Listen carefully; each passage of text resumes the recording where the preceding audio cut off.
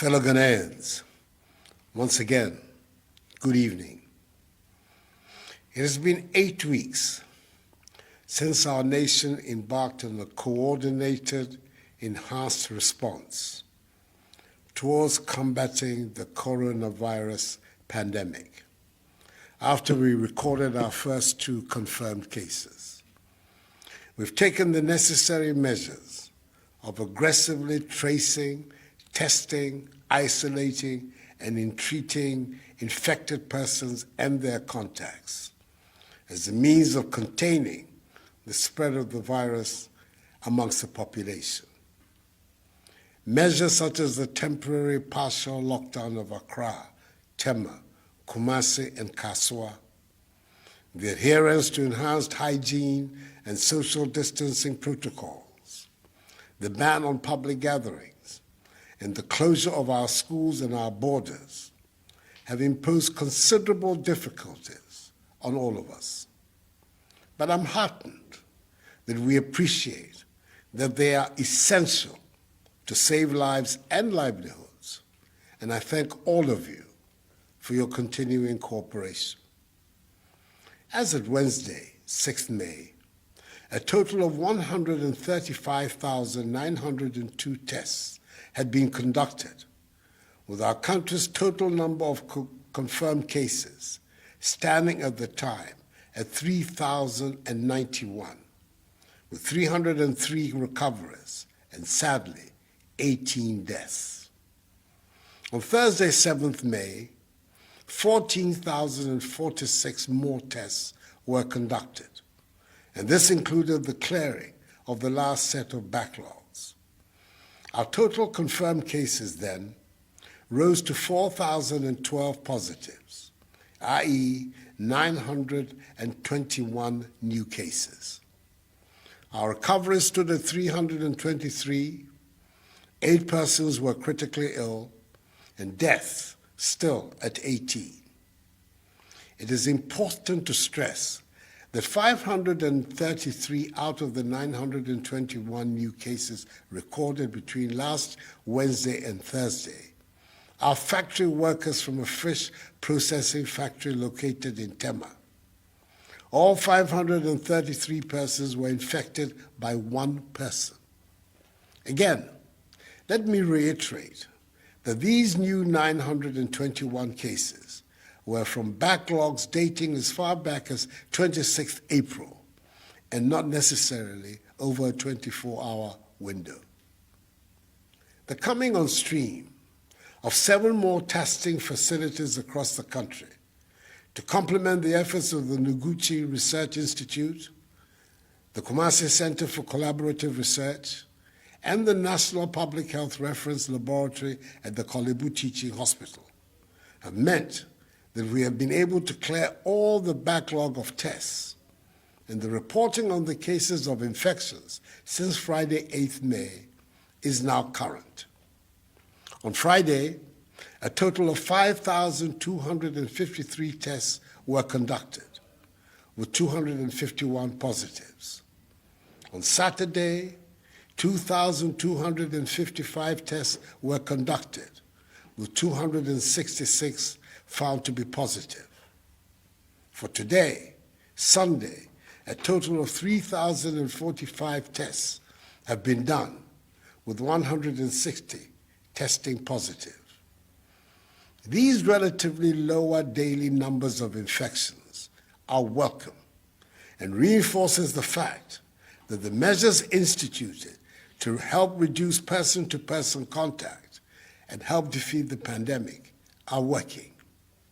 So, as of today, Sunday, 10th May, the country has conducted a total of 160,501 tests, with our total number of infections standing at 4,700, with 494 recoveries, 5 persons being critically ill, and 4,179 persons responding to treatment. 22 persons, virtually all of them with underlying illnesses such as hypertension, diabetes, and chronic liver disease, have unhappily died. We must understand that the more people we test for the virus, the more persons we will discover as positive, and thus have the opportunity to isolate and treat them.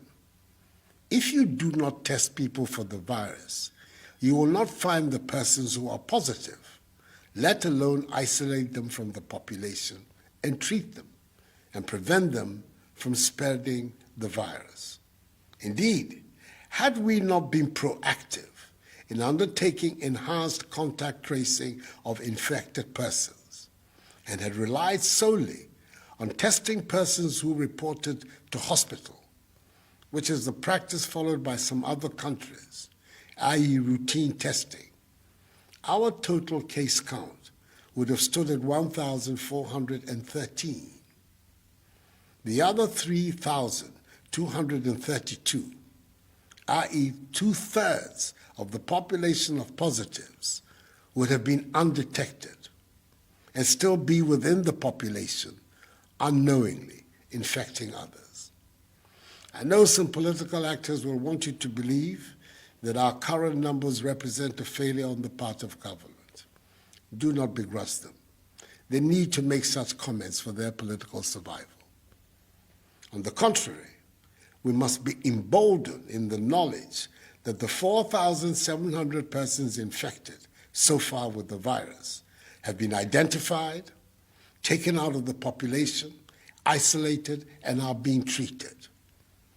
The implementation of our strategy of aggressively tracing, testing, and treating is our surest way of rooting out the virus.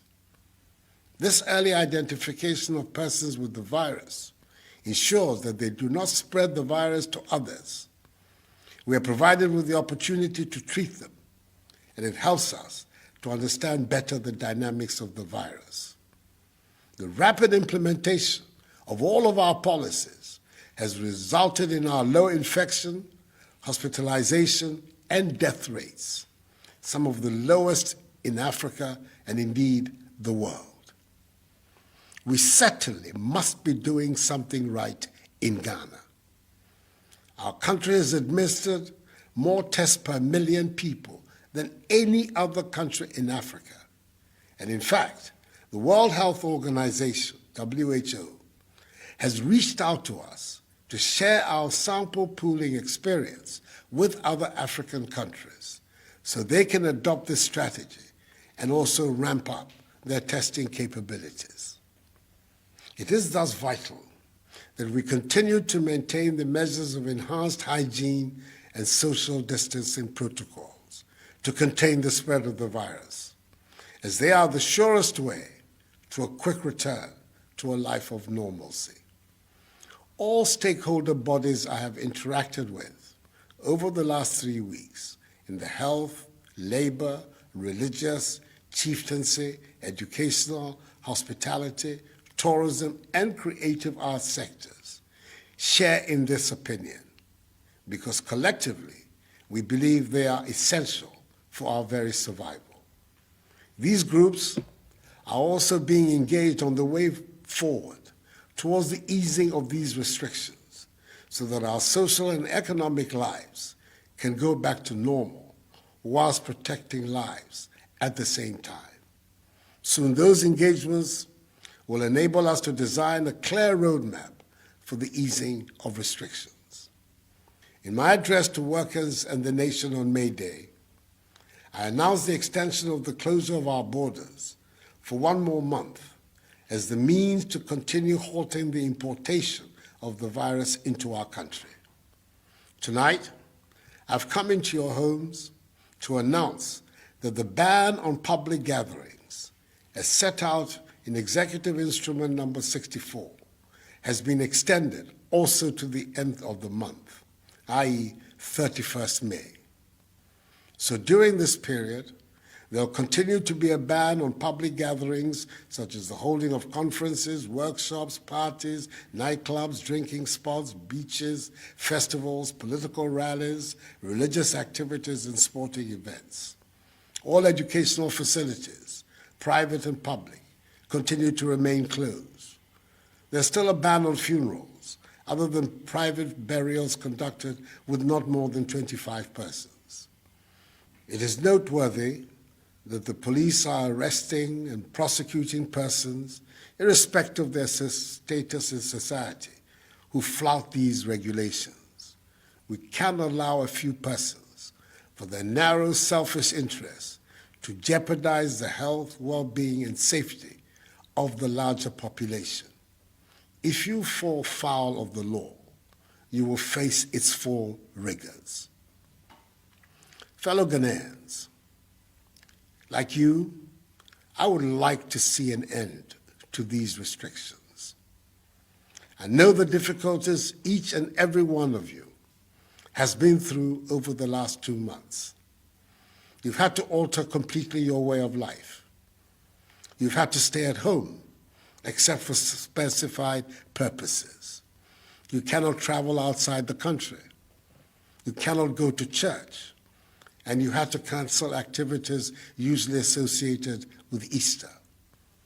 In this holy month of Ramadan, our Muslim brothers and sisters are having to pray at home instead of congregating at the mosque and foregoing the public celebration of the Eid. Parents are having to bear the extra burden of providing care for their children who, instead of being in school, are currently at home. Operators of trotros, taxis, buses, markets, hotels, restaurants, bars, and nightclubs have lost their patronage of their clients and, as a result, lost much-needed incomes. Significant numbers of people have unfortunately lost their jobs because of the impact of the virus on our economy. Most of us want to hang out with our families, friends, and loved ones in a social setting, but cannot. Uncomfortable as these restrictions have been, we have no option but to stay the course. We can only guarantee the safety of each other if we continue to adhere to them. As I've said before, these restrictions cannot and will not be a permanent feature of our lives. And shortly, I hope to announce the steps for systematically easing the restrictive measures to bring us back to normality. Each one of us, however, can help to speed up this process if we continue to practice the measures of social distancing, washing our hands with soap under running water, refrain from shaking hands, and wearing our masks whenever we leave our homes. These measures must be respected by all. We do this not just for ourselves, but also to lessen the workload on our health workers, who continue to be at the forefront of caring for those affected by the virus and caring for the sick in general. On our part, in addition to the incentive package instituted for all health workers, government has so far distributed the following to healthcare facilities across the country: 4,240,719 gloves, 2,576,333 nose masks, 60,823 goggles, 60,132 liters of sanitizers, 50,770 head covers, 41,992 gowns, 41,000 medical scrubs, and 30,783 N95 face masks. Further, we extended this gesture to other frontline actors engaged in the fight, with the presentation of 5,000 PPEs to members of the media. And tomorrow, Monday, 11th May, 10,000 domestically produced face masks and more money will be delivered to the National Commission for Civic Education to enhance its capacity to undertake the important work it is already doing. Let me once again thank the healthcare workers, including all those responsible for the tracing, testing, and treating, for their heroic contribution to the fight against the pandemic. They will be long remembered in our history. In advance, I say a hearty aiko to the Ghana Registered Nurses and Midwives Association, which celebrates its 60th anniversary on Tuesday. This weekend, I chaired a 3-day cabinet retreat at Peduase Lodge to examine in detail measures aimed at reviving and strengthening our economy. I'm happy to reiterate that government is putting in place a resilience and recovery plan with the overarching aim of finding more resources to strengthen the productive sectors of the economy to ensure sustained economic activity. We're rolling out a soft loan scheme of 600 million cedis in this month of May to support micro, small, and medium-scale businesses. And as you know, the commercial banks, with the support of the Bank of Ghana, have also instituted a 3 billion cedi credit and stimulus package to help revitalize industries, especially in the pharmaceutical, hospitality, service, and manufacturing sectors. The Minister for Finance is working tirelessly to find additional resources to supplement these amounts, including the resources to finance the construction of 88 district hospitals, Agenda 88, and 7 regional hospitals, which he will announce at the appropriate time to Parliament and the nation. Before bringing this address to an end, it is critical that I raise one significant side of the fight against this virus, which has not been given enough emphasis, but has to do with the change in attitude that will impact on our lifestyles. That has to be one of the permanent legacies of the pandemic. We have to improve our hygiene, our fitness and exercises, our eating, generally our style of living, which will boost our immunity to disease and the virus.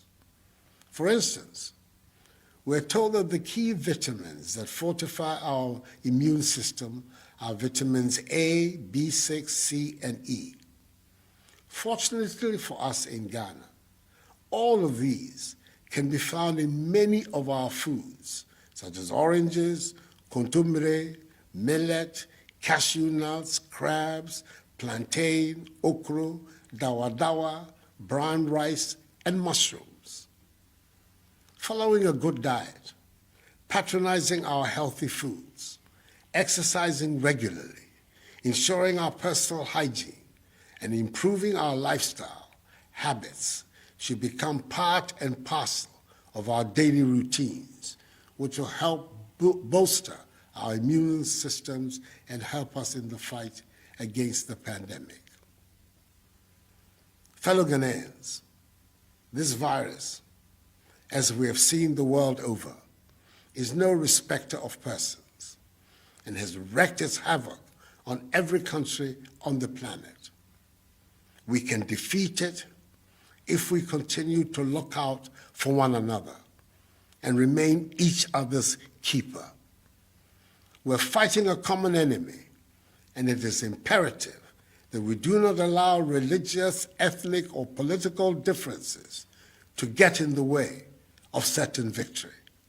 So we cannot allow a few persons who wish to use these differences to scuttle our collective fight to succeed. Over the course of our history as a people, we've had to overcome several trials and tribulations: slavery, imperialism, colonialism, tyranny, and dictatorship. And we have overcome them all so that, with the help of the Almighty, we are today building a free, independent state, a state that, despite the urgency of the crisis, is governed by democratic institutions and respect for fundamental human rights, especially freedom of speech. That is as it should be, for we are determined in our generation to realize the dreams of freedom that animated and inspired the founders of our state. I'm confident that we will overcome this pandemic as well. This too shall pass, for the battle is the Lord's. May God bless us all in our homeland, Ghana, and make her great and strong. I thank you for your attention, and have a good night.